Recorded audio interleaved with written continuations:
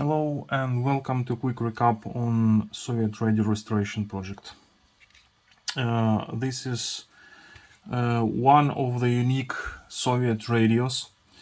It had been manufactured pretty late in the Soviet existence, and it has several features which makes it really outstanding among all other radios available at that time.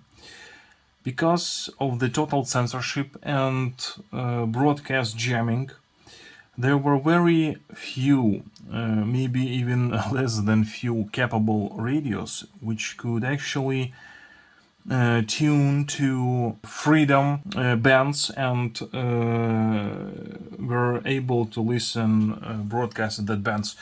And this one, this particular radio, has this feature. First of all, let me show you what makes it really the least Soviet radios among Soviet radios. First of all, check the IC type. It is not a Soviet IC. Main IC of this radio had been created outside Soviet Union. And because of that, this is one of clones of something really popular outside USSR. And let's check the front dial and see the real secret of this radio. And the real secret is, this is a two-band radio Nevskiy. It has AM and shortwave. Soviet radios had a tradition which made them use wavelengths rather than frequencies.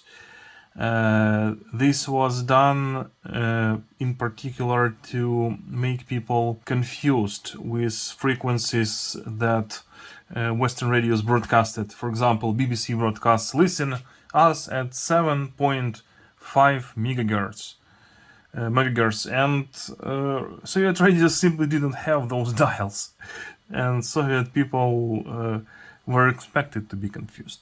But here you can see that shortwave band is continuous, starting from 25 meters wavelengths and ending on 49, which basically means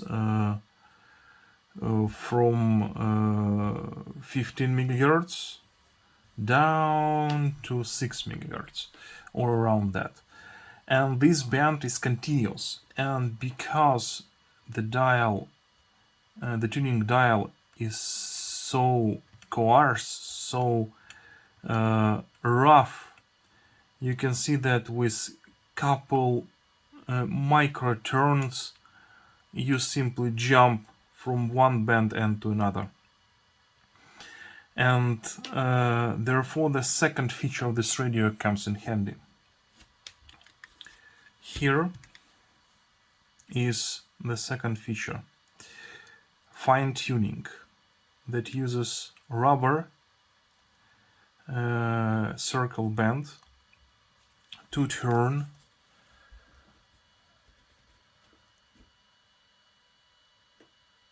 a metal piece that goes near the coil which tunes the oscillator in this radio. Therefore, with just a little metal piece, you have fine tuning on this coarsely tuned all covering shortwave band radio. And this actually works pretty fine. Okay, so I already told that this radio is designed to tune to freedom frequencies, but how it's done? Because the shortwave band is continuous, you have these unlabeled gaps where freedom stations located. You cannot do this in Soviet Union just like a standoff bands. But with this trickery, we have a radio which actually was one of the very coolest radios in Soviet Union, because it can tune continuously on those freedom frequencies. Okay, the restoration process, it was fairly easy. I have measured all the caps. They are all Soviet made, old caps, but they are okay. No issues there. Ceramics and everything else is good. Some capacitors and some resistors were made outside of USSR, imported, because this is a late production and USSR simply did not have any means of getting proper ICs and capacitors from other factories. Let me check, maybe we will have some date codes before. You know what? Capacitors were actually manufactured in 1984. Those are those are 40 years old, really old, but they actually work and work without any issues. So rechecked all capacitors, turn them back again, cleaned the inside of this radio, cleaned the dial face, didn't have to polish anything, everything looks good, cleaned some dirt, and designed and 3D printed battery compartment lid, because old one had been had disintegrated probably at the moment of manufacturing. I didn't have it. I have got this radio on garage sale market. It cost me 10 cents only. For 10 cents and a couple of hours of tuning, we have one of the best Soviet radios, Soviet handheld radio that you can even get. So let's assemble this and check how it works. Of course, I'm not able to receive anything at all, because right now Ukraine does not have AM stations, and shortwave is not really practical within place where I live. Even with external antenna, I won't hear anything. But at least we can hear jamming that comes from LED lamp. Okay.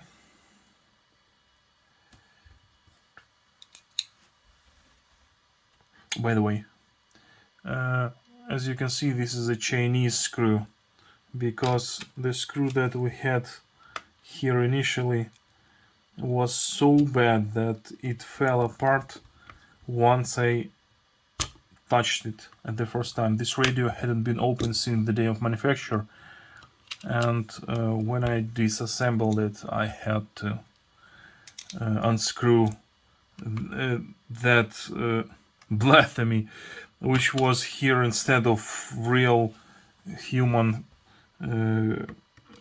made screw, and it just fell. Come on. Okay, got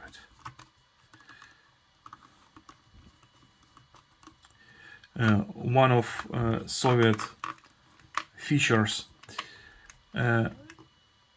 screws were flat practically everywhere, and they almost certainly were very thin, and there were not much screwdrivers available in Soviet Union which could actually turn that. So if you are getting Soviet radio for repairs or for collection, please be prepared and find yourself screwdriver that can actually disassemble those screws. Okay, closing here.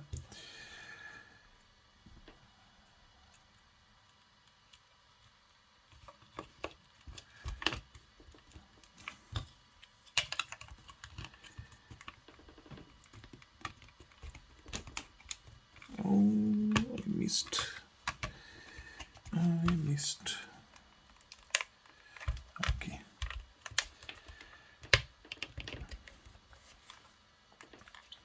I made the battery compartment lid snug fit, so it won't fall apart once it's in, even if you drop this radio.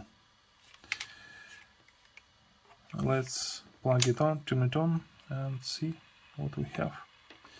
Now we're at the short band, and now we're at the end.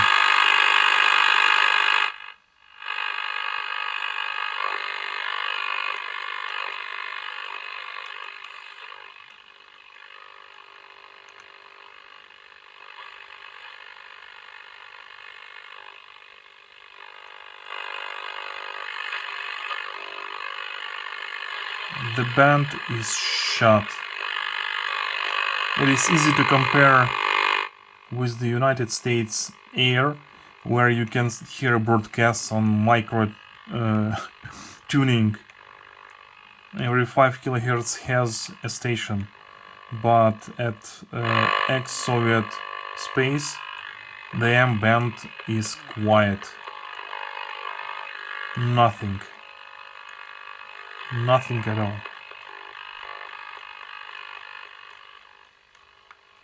Let's switch to shortwaves and hear some RF interference from LED lamps.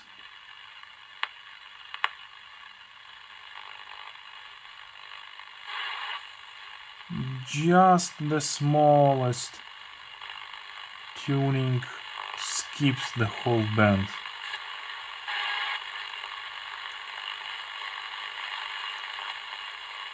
Okay. Do you hear how we skip? Now we can use fine tuning to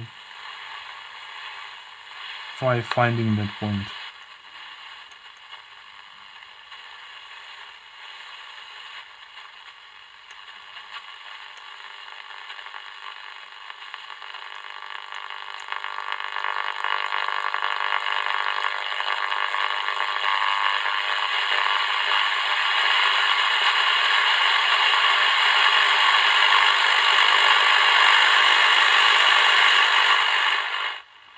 LED lamp interference. Oh, we actually found some stations.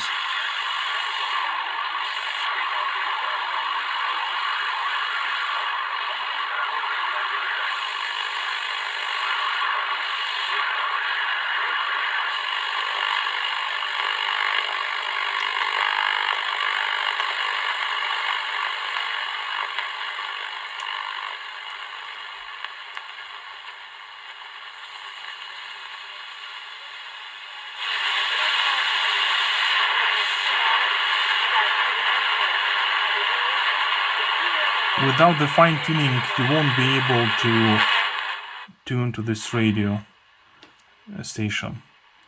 Fine tuning in this kind of dialing is crucial. So here it is, 10 cents, Soviet made, almost, why almost, 40 years old radios or about that, late USSR. The best handheld in USSR. And if you didn't know, FM didn't exist in USSR at all. There were no FM because propaganda machine didn't think that Soviet people needed high quality audio and high quality music broadcasted on radio waves. Soviet people needed to hear only propaganda, therefore short waves that can provide propaganda long distances and AM band for local propaganda were the most common bands in Soviet radios. That's it. Thank you, and I hope now you know about one of the Soviet radios which you might probably never seen and might probably will not be able to touch, but it existed and it's part of radio broadcasting history. Thank you and have a good day.